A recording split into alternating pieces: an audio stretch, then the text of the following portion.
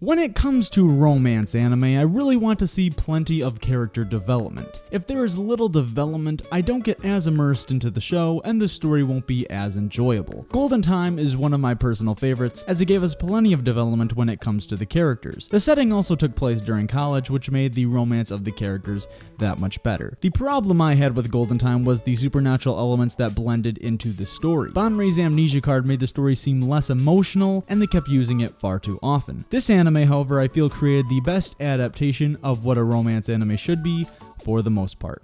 What's up, guys? It's Kent from Spartan Media Reviews, here to discuss Toradora. Does this show deserve a recommendation? Let's find out. Our story takes place in another generic high school, like plenty of other romance anime. We have different students with many different personalities, and then we have our main character. Ryuji Takazu is your average high school student, but his personality doesn't reflect what he truly looks like. On the outside, Ryuji looks like a vicious thug who causes trouble, but he in fact is a very caring person on the inside. One day when coming to school, Ryuji runs into the Palm Top Tiger in the hallway, causing everyone to freak out as they believe a battle for territory is about to commence. The Palm Top Tiger, otherwise known as Taiga Aisaka, is our other lead character in the show. She is the true definition of a tsundere. We also have our few other lead characters that should be talked about right now, as they are pretty crucial to the plot. Taiga is in love with Ryuji's friend, Yusaku Kitamura, and Ryuji is in love with Taiga's friend, Minori Kushieda. If you can put the pieces together, both Taiga and Ryuji work together to accomplish the goals of telling each other's friend how they truly feel. The story of Toradora, albeit simple, is very grasping and immersive to the viewer. I wanted to keep watching what was going to happen next, as the personalities of Ryuji and Taiga working together are like a lip match in gasoline.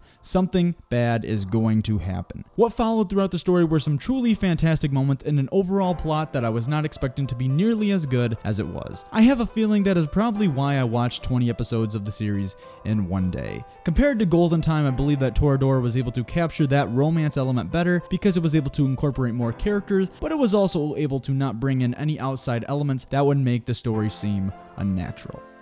I believe that Toradora's strong point is its characters. The main 5 cast are so diverse from each other that they somehow blend together to create a memorable group of people. We have Ryuji, the character who can be described as don't judge a book by its cover, Taiga, the true definition of a tsundere, Kitamura, the character who looks like a nerd but is truly outgoing, as he is high up on the student council and captain of the baseball team, Kushieda, who is a ditz but can be described as truly hardworking to cover up other flaws to her personality, and finally the model, Ami Kawashima, who is the true definition of Two-Faced. There are also a few supporting characters in the story that do receive plenty of screen time and are crucial to the plot if they weren't present. As the story progresses, you get more attached to these characters and you can truly feel what is going on in their minds. I also have to say that Taiga is truly one of my personal favorite characters in anime, as they play to her personality so well. Toradora was animated by JC Staff, who have created some of my favorite series. Usually romance anime have average animation, as there really isn't anything that needs to stand out besides the way the characters look. The animation for Toradora is rather simple, focusing on using bright colors for much of the series. However, at times the show can turn this bright animation into a darker shade for how the characters are feeling. In general, the characters themselves look very generic and normal, like average high school students. Some moments of the anime do shine compared to others, however, especially around the Christmas episodes.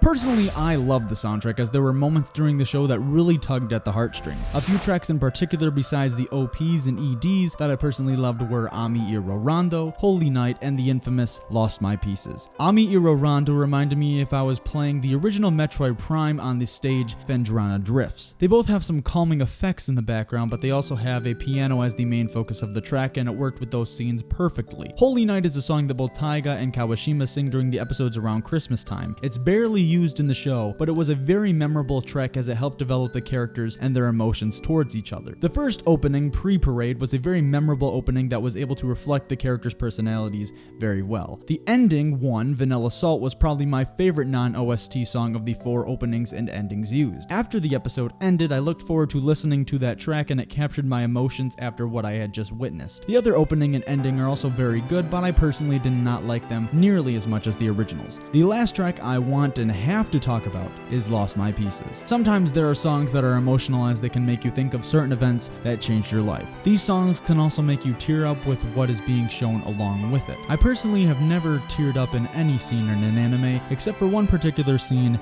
in this show.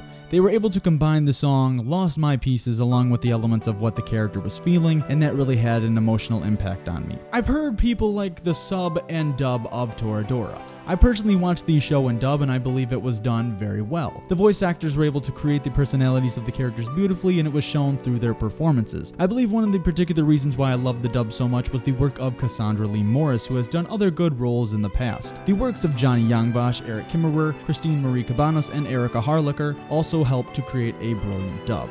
Now with everything that I have said, I definitely recommend Toradora. I think the reason why I love this show so much was because I was able to become immersed with the characters and how they interact with the story. Another reason why I love the show so much was because of the ending of the series. It wasn't the best ending that I personally have seen, but it was very memorable if you watch past the credits. I like to compare this show to Golden Time because I can put both shows head to head to see which show did the romance genre more justice. Before watching Toradora, I was a huge fan of Golden Time as it's one of my personal favorites. After watching Toradora, I believe that this show did the romance genre more justice compared to Golden Time. I was able to enjoy the story and characters more compared to Golden Time, and the soundtrack was better in my opinion as well. When an anime has such an emotional connection with me, I believe that it was able to accomplish what it set out to do. Some people may not like the show and that's fine, but if you are a fan of the characters like Taiga, this show is right up your alley. If you are interested in Toradora, you can watch both the sub and dub of the series on Crunchyroll. However, some episodes are behind their premium membership. Also, what are your thoughts on Toradora? Comment below. If you enjoyed this review of the series, hit that like button. I would really appreciate it. You can also subscribe to my channel if you haven't yet. I would really appreciate that as well. Follow me on Twitter and Hummingbird to keep up to date with the current things that I'm doing. And with all that said, I will catch you guys in my next review. Thank you for watching.